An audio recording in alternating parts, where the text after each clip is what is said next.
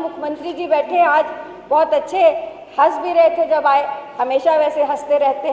थोड़ा सा अनुरोध आपसे करना चाहती हूँ, ये जितने हमारे 403 विधायक हैं, हम सब चुनाव वर्ष में इस बार जा रहे हैं, पर यहाँ से क्या लेकर के जाएंगे? आप तो हमेशा दान पुण्य करते रहते हैं। पूरक बजट पेश किया, अगर इसको बजट को पढ़ा जाए, देखा जाए, तो मैं यही कहूँगी कि ये खाना पूर्ति है बजट की, ये कोई अतिशयोक्ति नहीं होगी।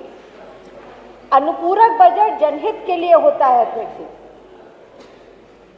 ये राजनीतिक हित के लिए नहीं, स्वयं हित के लिए नहीं और प्रचार प्रसार के लिए नहीं होता है। पर इस बजट को अगर पढ़े तो इसमें जनहित की कोई भी बात दिखाई नहीं देती।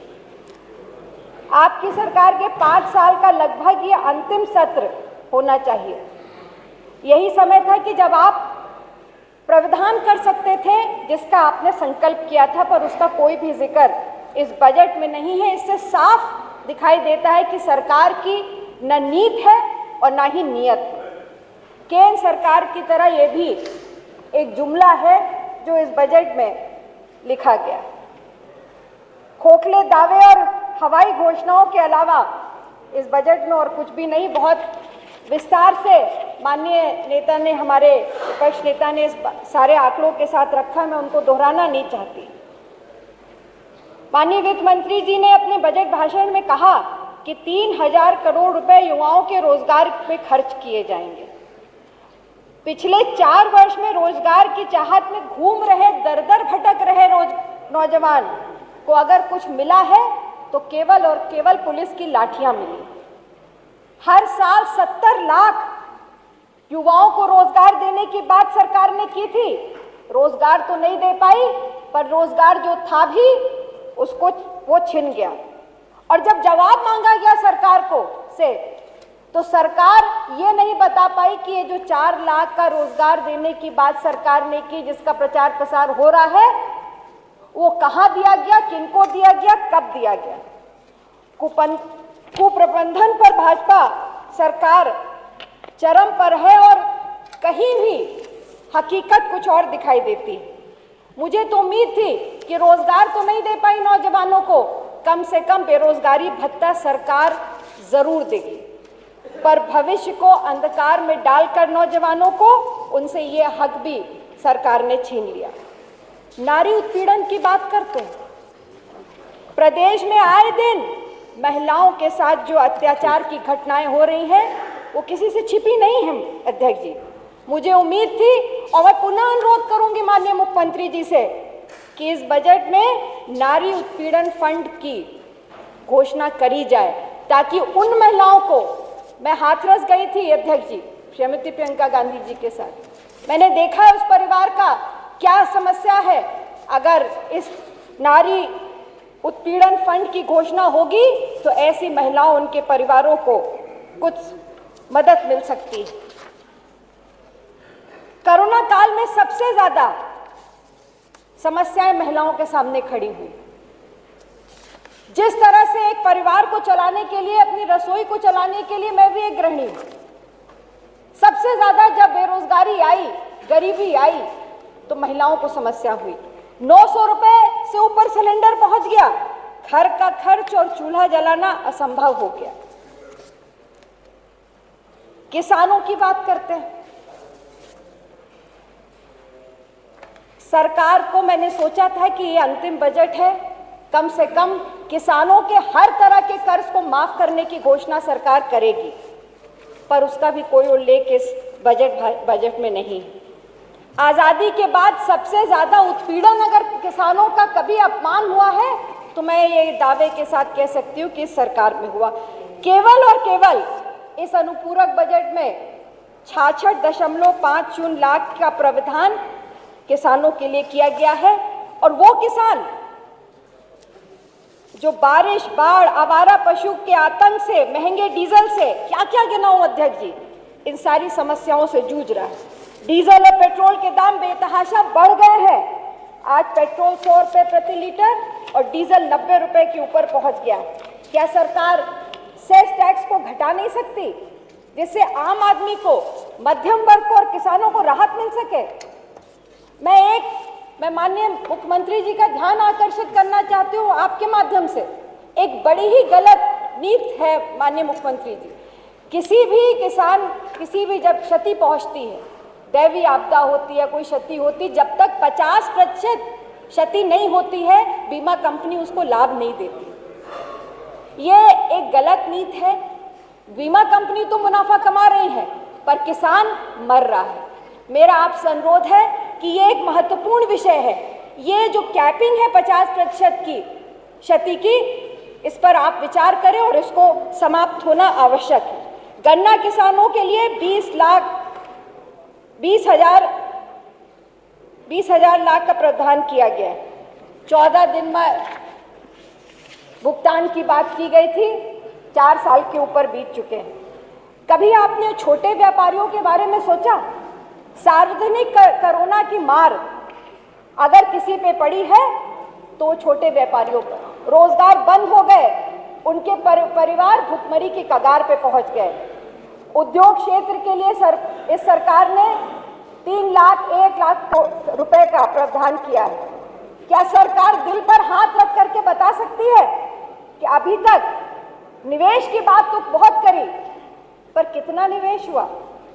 ऊर्जा के क्षेत्र में 1,50,00,000 रुपए खर्च करने की योजना है। मैं पूछना चाहती हूँ कि जो घोषणा की थी, क्या 18 घंटे बिजली गांव में और 24 घंटे बिजली शहर में आ रही है? क्या योजना है सरकार की? क्या रोड मैप है? पूरे देश ने ही, विश्व भर ने देखा कि चिकित्सा व्यवस्था की चरमराने से कोरोना की क्या महामारी हुई। माननीय नेता ने हमारे पूरे विस्तार से बताया, मैं उसको दोहराऊंगी नहीं। पर क्या केवल 12,978 लाख रुपए का प्रावधान पर्याप्त है? मैं मानती हूँ पूरी तरह से अपर्याप्त। मां गंगा में तैरती हुई लाशें हमने देखी। पूरा देश, पूरा प्रदेश नहीं, इससे आहत हुई मानवता आहत हुई।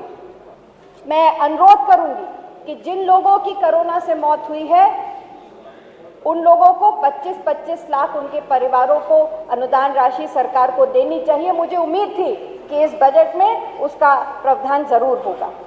माननीय मुख्यमंत्री जी, तदर्थ शिक्षकों के संदर्भ में मुझे पूरी उम्मीद है, फिर से निवेदन करूंगी कि उनके लिए आप घोषणा कर दीजिए, जिन्होंने अपना पूरा जीवन अध्यापन कार्य में बिताया है। 5 साल नौकरी, 7 साल नौकरी, 8 साल की बची हुई है। अगर आप उनको कम से कम इतनी घोषणा कर दें कि उनके सेवा काल तक रहते उनको भुगतान वेतन का होगा, और इसमें भी सुप्रीम कोर्ट की जो गाइडलाइन है वो कहीं से भी अलग नहीं होती। 180 दिन की संविदा पर जो कर्मी रहे हैं उनका नियमितीकरण करना, मुझे लगता है कि सरकार को इस विषय में सोचना चाहिए। और मुझे उम्मीद भी थी कि इनके बारे में, इन संविदा कर्मियों के बारे में आप जरूर सोचेंगे। बस समाप्त हो रहा है। आप अनुसूचित जाति, पिछड़ा जाति की बात करती है सरकार। मुझे दुख है कि जो छात्र हमारा भविष्य है, आज उनकी छात्रवृत्ति, उन अनुसूचित जाति, जनजाति और पिछड़ी जाति के बच्चों की छात्रवृत्ति नहीं मिल पा रही इस बारे में, और इसमें कोई प्रावधान भी नहीं है। पिछले कई वर्षों से रुकी हुई है।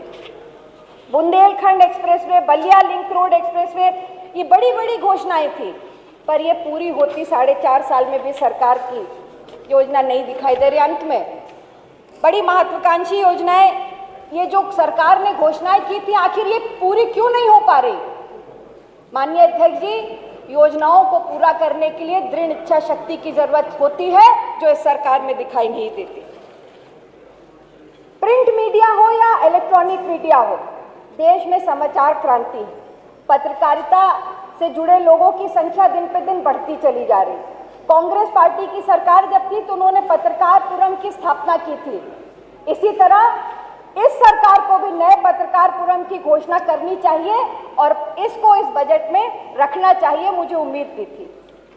माननीय मुख्यमंत्री जी बैठे आज, बहुत अच्छे हंस भी रहे थे जब आए, हमेशा वैसे हंसते रहते। थोड़ा सा अनुरोध आपसे करना चाहती हूँ, ये जितने हमारे 403 विधायक हैं, हम सब चुनाव वर्ष में इस बार जा रहे हैं, पर यहाँ से क्या लेकर के जाएंगे? आप तो हमेशा दान पुण्य करते रहते हैं। ये सभी साथी हैं हमारे, कुछ आप इनको दे दीजिए, हम सबको दे दीजिए, हम अपने क्षेत्र की जनता के लिए लेके जाएं। तो मैं आपसे अनुरोध करूंगी कि 200 हैंडपंप और सोलर लाइट, और अगर सड़क मिल जाए, माननीय उप मुख्यमंत्री जी चले गए, तो अनुरोध है कि वो भी मिल जाती तो कम से कम हम सब 403 विधायक कुछ अपने क्षेत्र की जनता के लिए लेके जाते। ये आपसे अनुरोध है। और अंत में इतना ही कहूंगी कि हम सबकी इच्छा थी कि ये सदन, जैसा कि माननीय मुख्यमंत्री जी ने कहा था कि सदन चले, हम सबकी इच्छा यही है, क्योंकि हम सब एक जिम्मेदारी लेकर के सदन में आते हैं। हमें उम्मीद थी कि कम से कम 90 दिन प्रतिवर्ष ये सदन चलेगा, पर अगर जोड़ा कहने में मुझे थोड़ा दिक्कत हो रही है कि आज इस साल को अगर जोड़ा तो आज 13वां दिन है सदन का मात्र, ये संख्या शुभ नहीं होती। तो मुझे उम्मीद है कि जब सरकार इतना अच्छा काम कर रही है तो फिर सदन में जवाबदेही से डरने की कोई आवश्यकता नहीं। हम सब यही चाहते हैं कि सदन चले और हम सब अपने क्षेत्र की समस्याएं लेकर के आए। आपने मुझे इस विषय पे बोलने के लिए मौका दिया, इसके लिए मैं बहुत बहुत आभारी हूं। धन्यवाद। माननीय नेता अपना दल। आदरणीय अध्यक्ष महोदय, आप